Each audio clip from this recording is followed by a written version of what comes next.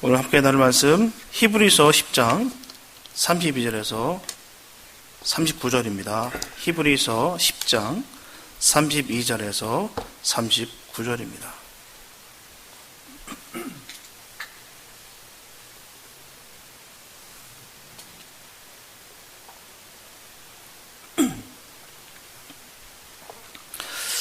히브리서 10장 32절에서 39절 말씀, 주님께 한 말씀 봉독해 올려드립니다. 전날에 너희가 빛을 받은 후에 고난의 큰 싸움에 참은 것을 생각하라. 혹 비방과 환난으로서 사람에게 구경거리가 되고 혹 이런 형편에 있는 자들로 사귀는 자가 되었으니 너희가 갇힌 자를 동정하고 너희 산업을 빼앗기는 것도 기쁘게 당하는 것은 더 낫고 영구한 산업이 있는 줄 알미라. 그러므로 너희 담대함을 버리지 말라. 이것이 큰 상을 얻느니라. 너에게 인내가 필요하면 너희가 하나님의 뜻을 행한 후에 약속을 받기 위함이라. 잠깐 후면 오시리가 오시리니 지체하지 아니하시리라.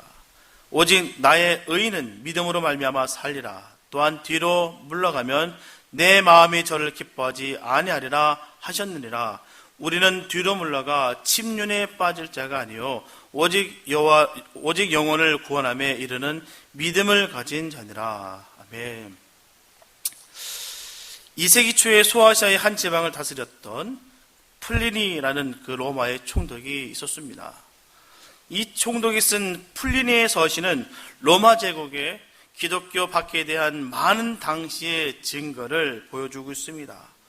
이 로마 총독 플리니는 처음에는 뇌물 받기를 좋아하고 폭정을 일삼았던 그런 사람이었습니다. 탐관오리의 전형적인 모습을 갖고 있었던 인물이었다라는 것이죠. 그러다 어느 날 이런 모습을 보다 못한 한 기독교인이 찾아옵니다. 그 플리니의 잘못을 조목조목 따지면서 제대로 통치할 것을 권유하고 있어요. 그런데 그 기독교인의 직언을 들은 이 플리니는 화가 납니다. 크게 소리치며 전합니다. 감히 총독에게 있다 이 말을 하다니 나는 너를 이 지역에서 영원히 추방시킬 수가 있어. 나에게 그런 권한이 있어. 너가 지금 나한테 도전하는 거야. 로마 제국 앞에 너가 도전하는 것이야 라고 전합니다.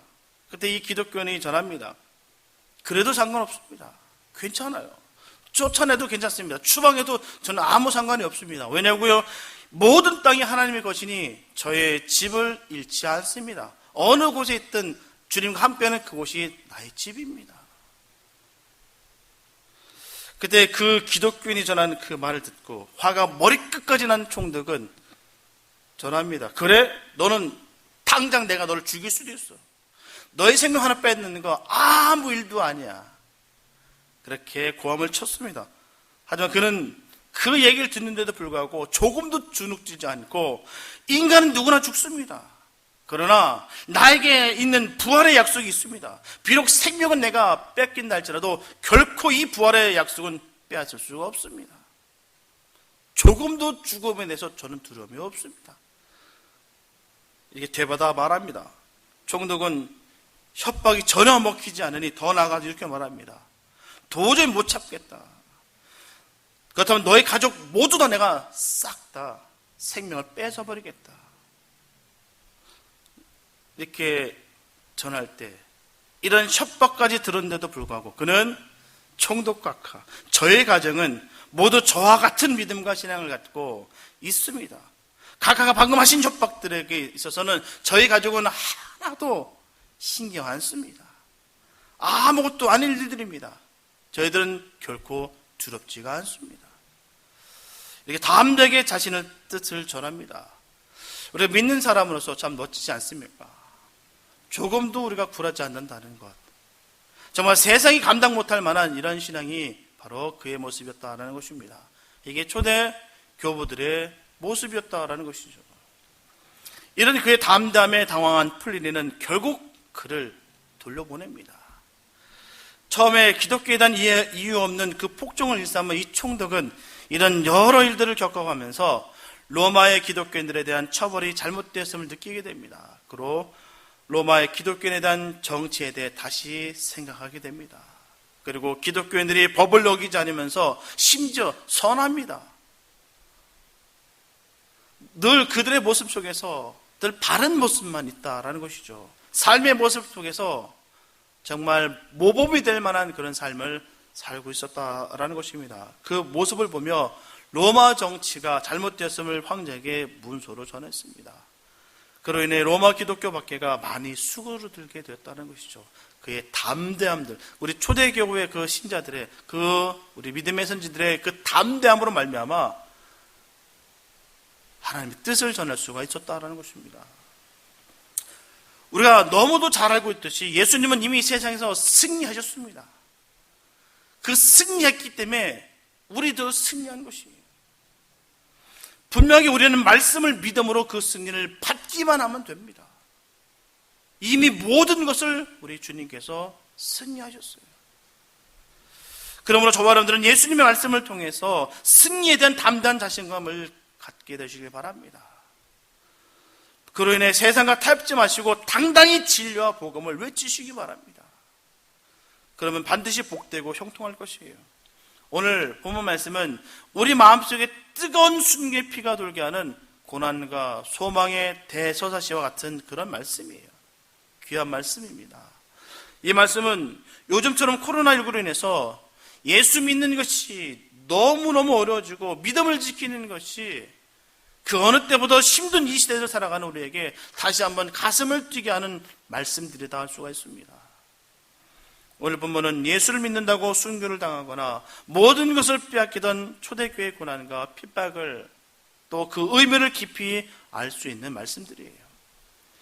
진정한 성도가 되기 위해서는 어떤 삶의 제사가 필요한지 오늘 본문을 중심으로 살펴보며 함께 은혜를 나눌까 합니다. 첫째, 진정한 성도라면 연단의 과정을 거쳐야 된다는 것입니다.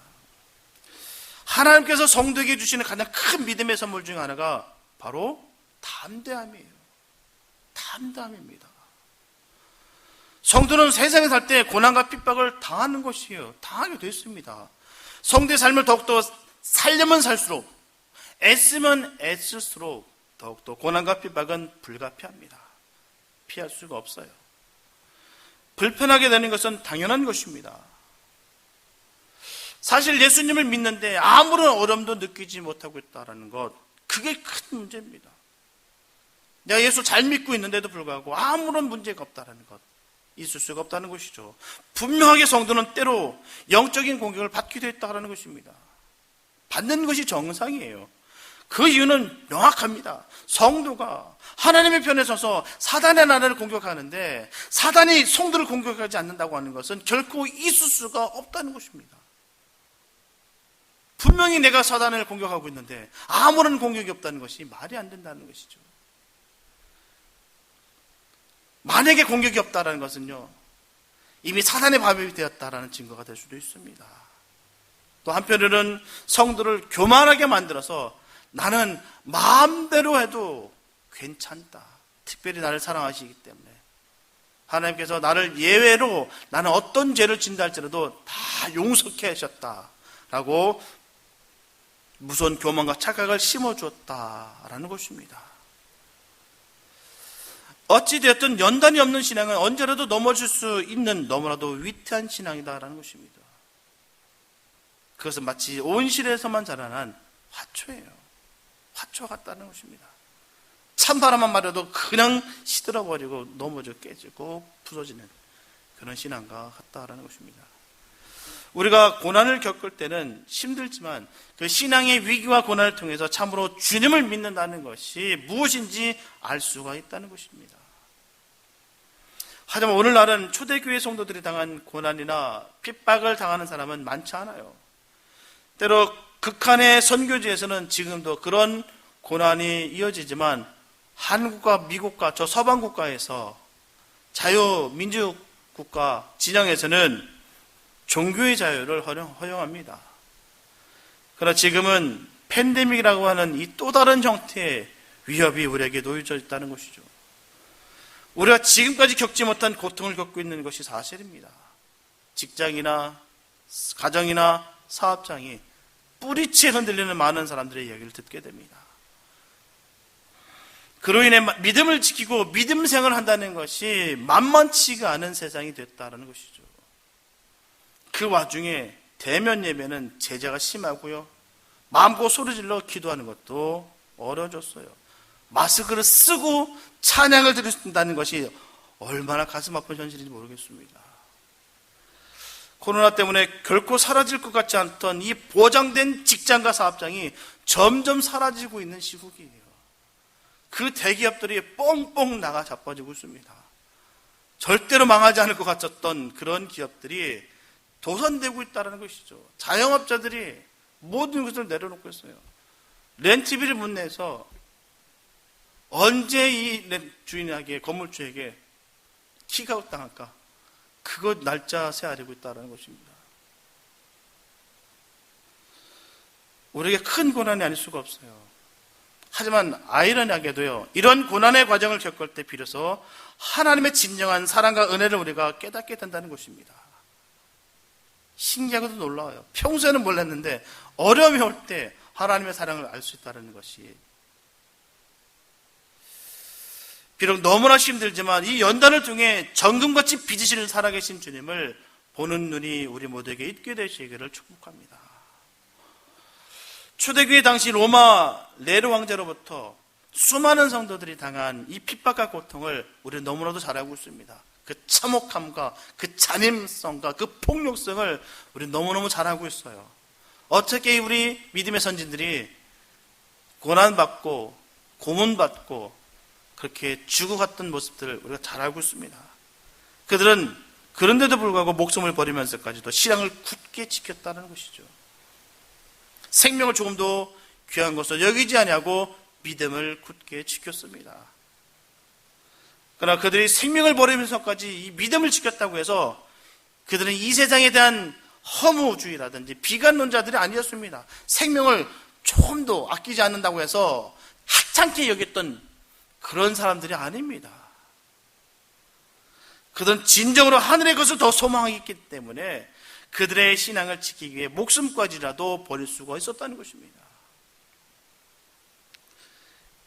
정말 살기도 힘들고 귀찮고 사는 게 그날 같고, 그러니 세상 떠나는 게 낫겠다라고 그냥 자기 목숨을 던진 사람들이 아니에요. 끝까지 주님 사랑하는 마음으로, 끝까지 변질되지 않고 배신하지 않고 배교하지 않고 끝까지 주님과의 그 의리를, 그 사랑을 지켰던 우리 믿음의 선진들이었다라는 것입니다. 이러한 모습을 오늘날 교회에 비교해보면 많은 깨달음을 얻게 돼요. 특히 지금은 세계적인 재난이 닥쳐왔기 때문에 다른 어떤 때보다도 많은 성도들이 교회에 와서 하나님의 축복을 구하는 기도를 많이 합니다. 보통의 기도가 그거예요. 하나님, 사업 지켜주세요. 잘 되게 해주세요. 넘어지면 안 됩니다. 아직도 우리 공부 가르쳐야 될 자녀들도 있고요. 아직도 내가 살아갈 날이 많습니다. 지금 넘어지면 큰일 납니다. 하나님 지켜주세요. 건강 지켜주세요. 기타 등등 이렇게 많은 기도를 한다는 것이에요. 이런 것들이 물론 나쁜 것이 아닙니다. 반드시 지금 상황에서는 구해야 될 기도입니다. 구해야 되는 것이에요. 하지만 오직 이 세상의 축복만을 구하면서 하늘나라의 축복을 구하는 사람은 많지 않다는 것이 너무나도 문제가 된다는 것이죠. 다시 말씀드리면 세상의 것은 그때 가서 주시고 지금 너무나도 힘든 시기를 보내고 있기 때문에 그저 이 세상의 것이나 좀 많이 좀 주세요. 그때 돼서 나 주시고요. 지금 당장 난 어렵습니다. 지금 것이나 주십시오 라고, 그런 의식이 지금 저와 여러분들에게 많이 깔려 있다는 것입니다.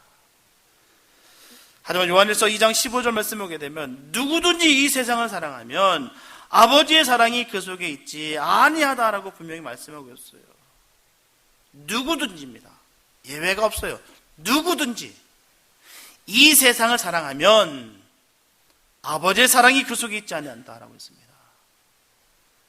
그럼 이 당시 때는 요한 사도가 요한일서를 쓸 때 이 당시 때는 넉넉한 생활이었습니까?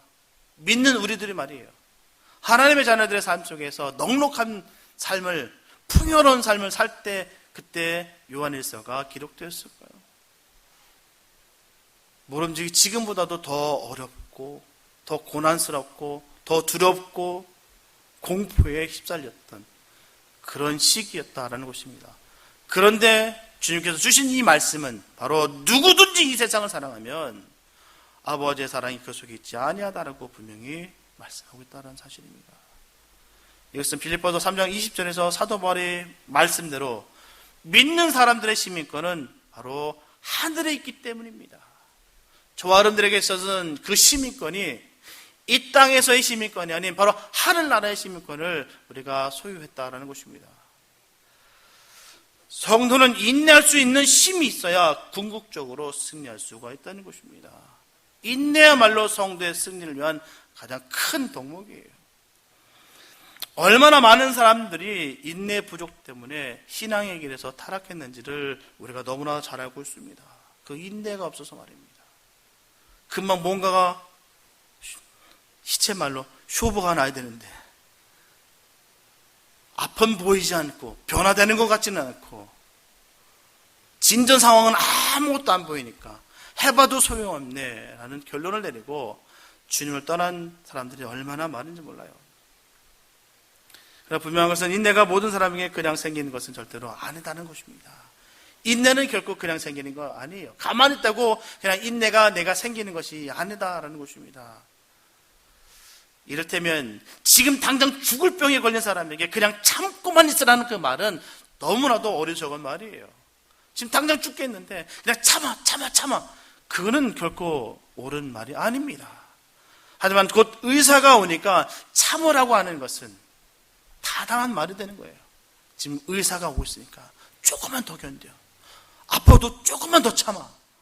이 말은 맞는 말입니다. 아무 맹목적으로 참아 그거는 있을 수 없다는 것이죠.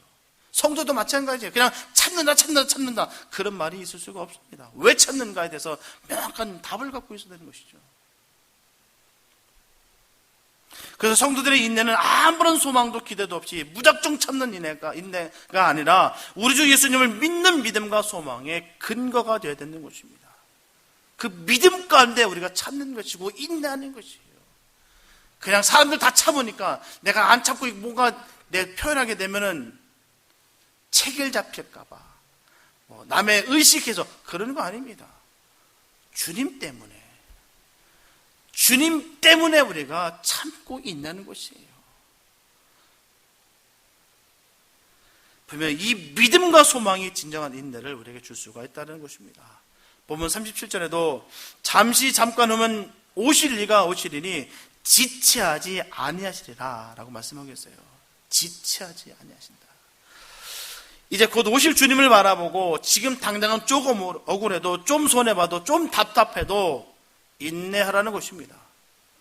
우리의 인내는 막연한 위로가 아니라 하나님의 그 신실하심에 근거한 것인 만큼 꼭 그 약속이 반드시 이루어질 것입니다. 우리에게 그런 믿음이 있어야 돼요. 우리 주님이 곧 오신다. 곧 오심을 우리가 생각하며 모든 것을 넉넉히 견디고 승리해야 될 줄 믿습니다. 주님이 오시기에, 주님이 함께하기에 우리가 이길 수가 있다는 것이죠. 지금 팬데믹으로 인해서 많은 고통과 환난을 믿음으로 참고 믿음을 지키는 자들은 반드시 하늘나라를 유업으로 받게 될 것입니다. 그리고 협력해서 선을 이루시는 주님을 반드시 경험하게 될 것입니다. 이런 축복이 우리 모두에게 넘치게 되시기를 예수님 이름으로 축복합니다. 둘째, 소망의 사람은 미래를 향해서 끊임없이 전진합니다. 사단은 공포와 두려움을 통해서 사람을 굴복시켜요. 많은 사람들이 겁내는 게 이거예요. 공포와 두려움. 이걸로 인해서 우리는 많은 사람들이 굴복하는 모습들을 보게 됩니다. 사단의 전술 전략이에요. 사단의 기술입니다.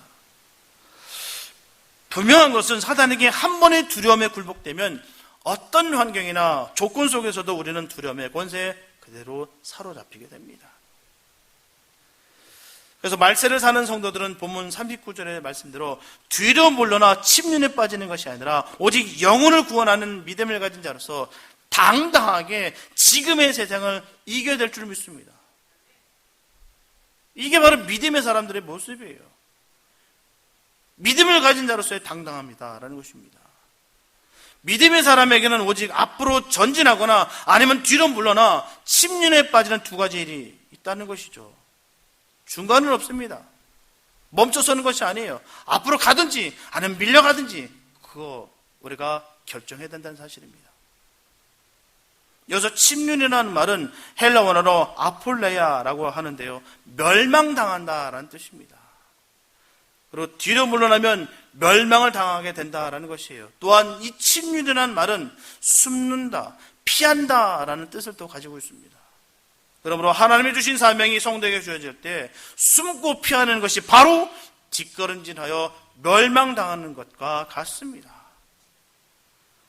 이런 사람은 신앙적인 판단력이 떨어지고 성령의 역사가 떠나서 반드시 미혹의 영이 찾아오게 되어 있다는 것이죠.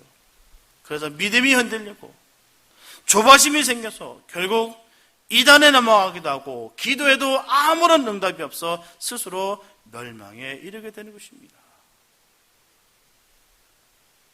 우리가 명심해야 될 것은 성도는 앞으로 계속 전진해서 영혼을 구원할 믿음을 가진 사람이라는 사실입니다. 결코 잊지 마시게 되시기 바랍니다. 우리는 바로 영혼을 구원할 믿음을 가진 사람들이에요. 그러면 영혼을 구원할 믿음을 가진 사람들의 삶의 모습은 어떠하겠습니까? 첫째, 예수님을 나의 구주로 영접한 거룩한 헌신을 가진 사람들입니다. 주님과 복음을 위해서 무엇인가를 해야겠다는 그 굳은 결심을 한 것이에요. 우리가 멸망당할 사람이 아니고 구원받을 믿음의 소유자인 것을 감사하시기 바랍니다. 그리고 결심하고 소원하는 것은 반드시 실천하시기 바랍니다. 살아있는 사람은 늘 활동하는 것 같이 믿음을 가진 사람은 반드시 믿음의 일을 해야 될 줄 믿습니다. 주님께서 우리를 부르셨는데도 불구하고 이런저런 핑계로 주님의 일에 아무 관심도 없고 하지도 않는 사람은 몸은 편할 수 있으나 그 사람은 바로 영혼은 죽은 사람입니다. 이처럼 믿음의 일을 하지 않을 때 속사람이 메마르고 죽는다는 말이에요. 지금은 팬데믹으로 인해서 여러 가지 어려움이 있습니다. 하지만 우리는 있는 상황 속에서 조그만 일일지라도 주님의 일을 감사함으로 감당할 줄로 믿습니다. 영혼을 위해, 이 시대를 위해 눈물로 기도하는 사람은 영원히 살아있다라는 명확한 증거가 됩니다. 증거를 가진 사람이에요. 저와 여러분들은 이제 더욱 성령 충만하고 은사 충만하여서 매일의 삶에서 주의 일들을 감당하시고 앞으로 되어질 모든 일들을 감당하기 위해 준비하는 믿음의 사람들이 다 되시기를 축복합니다. 둘째, 각 처소에서 신령과 진정으로 지금 예배하는 자들입니다. 주님과 영적 사귐을 가지며 주님을 만나기 위해서 애쓰고 힘쓰고 있다는 것 자체가 바로 영원 구원을 믿는 믿음의 소유자라는 명확한 증거입니다. 본장 25절에 보게 되면 그날이 가까이 임하는 것을 볼 때마다 너희는 모이기를 피하는 악습을 따르지 말고 모이기를 더욱 힘쓰라 말씀하고 있어요. 이처럼 우리도 하루빨리 열심히 모여서 예배 드릴 수 있게 되시기를 정말 간절히 소망합니다. 그런 날이 빨리 왔으면 좋겠어요. 분명하게 성경에서 말씀하고 있듯이 성도는 모여서 예배를 드려야 됩니다. 함께 모여서 예배를 드리게 돼 있어요. 하지만 지금은 정부 방침으로 인해서 모두 함께 모여 예배 드릴 수는 없으나 그렇다고 해서 지금 당하는 고난을 눈물 흘리면서 원망만 하지 말아야 될 줄 믿습니다. 내게 있는 자리에서 인내하며 주님을 바라보는 지혜가 있게 되시기 바랍니다. 예배 못 오시는 분들은 인터넷을 통해서라도 함께 예배하며 있는 자리에서 최선을 다해 기도하며 예배할 때 서로를 위해 중보할 때 주님은 언제나 역사하십니다. 그 간절함이 우리에게 있었으면 참 좋겠어요. 우리가 장소가 어디 있든 간에 내가 느슨해지는 것이 아니라 이제는 편해졌구나. 이제는 뉴노멀 시대이기 때문에 이제는 교회당 갈 필요도 없이 이제 이렇게 하면서 내 생활을 하면 되는구나. 세상이 다 그렇게 돌아가니까 그렇게 하면 되는 거지 라고 느슨해지는 것이 아니라 늘 그 마음속에 간절함이 식지 않게 되시길 바랍니다. 늘 그리워하고 늘 함께 예배드리고 함께 찬양했던 것들을 기억하면서 있는 곳에서 더욱더 예배자가 되시며 하나님의 뜻을 이루어낼 수 있는 복된 삶이 되시기를 바랍니다. 그리고 우리에게 처음 사랑, 처음 열심, 처음 믿음을 회복시켜 이 상황을 기쁨으로 감당할 수 있게 되시길 바랍니다. 우리 모두 영혼을 구원받은 자로서 최후 승리를 얻는 축복이 넘치시기를 바랍니다. 끝까지 우리가 느슨해지는 것이 아니라 이때일수록 더욱더 진리의 허리띠를 졸라매서 하나님의 뜻을 더욱더 깨닫고 더욱더 영적으로 회복되며 더욱더 하나님 안에서 하나 되는 역사가 있게 되시기를 예수님의 이름으로 축복합니다. 실제 성도는 믿음으로 사는 길을 말고는 다른 길이 없어요. 본문 38절에 보게 되면 오직 나의 의는 믿음으로 말미암아 살리라. 또한 뒤로 물러가면 내 마음이 너 저를 기뻐하지 아니하리라 하셨느니라. 이 시점 성도에게 있어서 무슨 일을 하든 것이 중요한 것이 아니에요. 또한 얼마나 많이 하였는가가 중요한 것이 아닙니다. 가장 중요한 것은 바로 믿음으로 살았는가가 중요하다는 것이에요. 로마서 14장 23절 말씀 보게 되면 믿음으로 조차하지 아니하는 모든 것이 죄니라. 이 말씀을 우리 명심하게 되시길 바랍니다. 믿음으로 조차하지 아니하는 모든 것이 죄다. 그렇기 때문에 성도는 무엇을 하든지 믿음으로 해야 될 줄을 믿습니다. 내가 형식적으로, 외식적으로, 습관적으로 하는 것이 아니라 믿음으로 해야 되는 것이에요. 믿음으로 하지 않는 것들은 죄다라고 분명히 성경을 전하고 있습니다. 그리고 그 목적을 하나님께 영광에 두고 일해야 되며 또한 무엇을 결정해도 주님의 영광에 맞춰 결정하는 것입니다. 내 생각과 내 욕심과 내 의지대로 하는 것이 아니라 바로 하나님의 그 은혜 가운데 우리가 영광을 위해서 결정하는 것이에요. 우리 한번 생각해 봤으면 좀 좋겠어요. 과연 우리는 무엇을 믿고 살고 있는가? 또한 무슨 힘으로 우리가 살고 있는가? 혹시나 주변의 사람을 믿고 있는 것은 아닌가? 아니면 권력을 믿고 돈을 믿고 거기서로부터 힘을 얻어 살고는 있지는 않은가? 우리가 생각해 봤으면 참 좋겠어요. 나는 과연 어떤 힘으로 살아가고 있는지, 난 누구와 함께 살아가고 있는지를 우리가 점검했으면 참 좋겠어요. 행여나 내가 자기 의와 율법으로 우리가 살아가고 있는 것은 아닌지, 믿음이 아닌 신념이 나를 온전히 사로잡아서 나를 이끌고 있는 것은 아닌지 우리가 점검했으면 참 좋겠습니다. 성도는 분명하게 우리를 위하여 피 흘려 죽으시고 부활 승천하셔서 지금도 하나님 보좌 우편에 계시며 우리를 위해 간구하고 계신 전지전능하신 하나님만을 믿고 의지해야 될 줄로 믿습니다. 우리 삶이 그런 삶을 살아야 되는 것이에요. 온 인류의 구세주가 되시는 예수님만을 믿음으로 사시기를 축복합니다. 여기에 모든 문제의 해답이 있어요. 여기에 길이 있습니다. 이것이 바로 진정한 가치 있는 삶이요 영원히 사는 길입니다. 분명한 것은 믿음은 지키는 것이에요. 지키시기 바랍니다. 나타나게 되면 다시 죄의 길로 가게 되어 있어요. 누구든 그렇습니다. 목사도 마찬가지예요. 나태하고 느슨하게 되면 다시 옛 구습을 따라 가게 됐다는 사실입니다. 죄된 인간은 다시 옛날의 삶으로, 옛날의 죄의 흙탕물로 돌아가고 싶은 그 본능이 다 있다는 것입니다.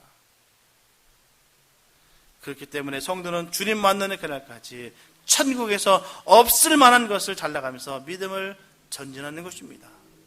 멈춰서는 것이 아니에요.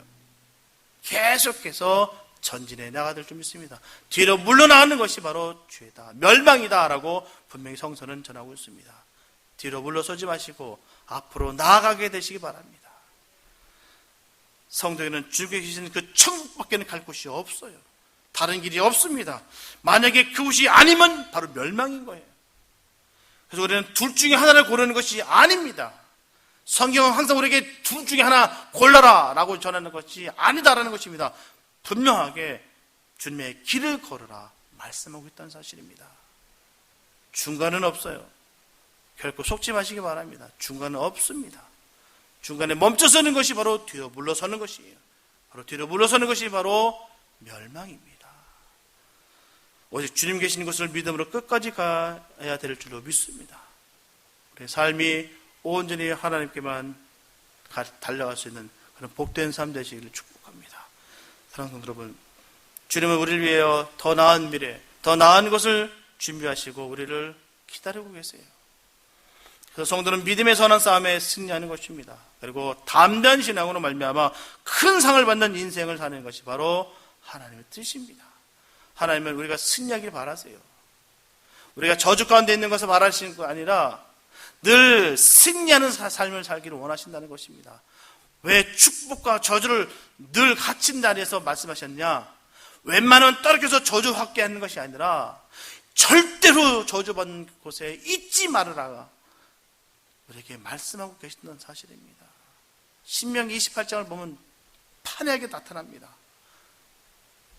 축복은 14절, 14절밖에 없어요. 그러나 그 나머지는 다 저주입니다. 왜 그랬을까요? 저주받기 원해서 그게 많이 기록되어 있을까요? 분명히 우리에게 복받기 위해서라는 것입니다. 주님은 우리가 승리하기를 원하세요. 복받기를 원하십니다. 언제라도 당당하게 그 믿음을 지키며 선포하는 삶을 살기를 원하신다는 사실입니다. 우리가 그런 삶을 사시기 바랍니다. 내가 어떤 상황 속에 있다 할지라도 담대하게 주님과 함께 나아가시기 바랍니다. 주님과 함께하는 사람 어느 누구도 이길 수 없습니다. 하나님께서 그를 이끄신다는 사실이에요. 요한사도는 요한일서 5장 14절에서 분명히 전합니다. 그를 향하여 우리 가진 바 담대한 것이 이것이니 그의 뜻대로 무엇을 구하면 들으심이라. 우리에게 이런 신앙이 믿음이 있게 되시기 바랍니다. 담대한 것이 이것이니라 라고 분명히 전하겠어요. 뭡니까? 그의 뜻대로 무엇을 구하면 주님께서 들으신다는 것입니다. 우리가 온전히 주님께 간구하며 우리가 믿음을 지켜나갈 수 있는 복된 삶이 되시기 바랍니다. 이 점 주의 뜻을 이루기 위해서 기도하며 상급받을 성도로서 살아가는 것을 분명히 우리에게 가르치셨어요. 저 어른들은 예수님을 닮아서 퇴보하지 아니하고 성숙한 모습으로 성장하여서 하나님의 선한 뜻을 이루어가야 될 줄로 믿습니다. 그래서 더 가치 있고 하나님을 더 의지하는 일에 최선을 다하는 실제적인 믿음을 통하여 하나님의 복의 역사가 저와 여러분들에게 늘 함께 하시기를 예수님의 이름으로 축원합니다. 기도합니다. 사랑해 주님 감사합니다. 아버지, 우리가 담대할 수 있음을 주님의 은혜인 줄 믿습니다. 우리가 어떤 힘이기에 우리가 담대할 수가 있겠습니까? 내 자신을 어떻게 믿을 수가 있나요? 하나님, 조속으로 바뀌는 것이 우리의 마음입니다. 어떻게 나를 믿고 나를 의지할 수가 있겠습니까? 하나님, 나를 온전히 버리게 하여 주시고 오직 주님만을 믿으며 나아가기 원합니다. 아버지, 끝까지 우리가 멈춰서지 않고 뒤로 물러서지 아니하고 앞으로 계속 주님과 함께 그 주님의 길을 걷는 복된 삶이 되게 하여 주시옵소서. 어느 누구도 우리를 손대지 못하는 하나님의 강력한 역사하심이 우리에게 있게 하여 주시옵소서. 주께서 늘 함께 하여 주시고 동행하여 주시며 승리케 하여 주심을 간절히 믿사하며 우리를 구원하신 예수님의 이름을 기도했습니다.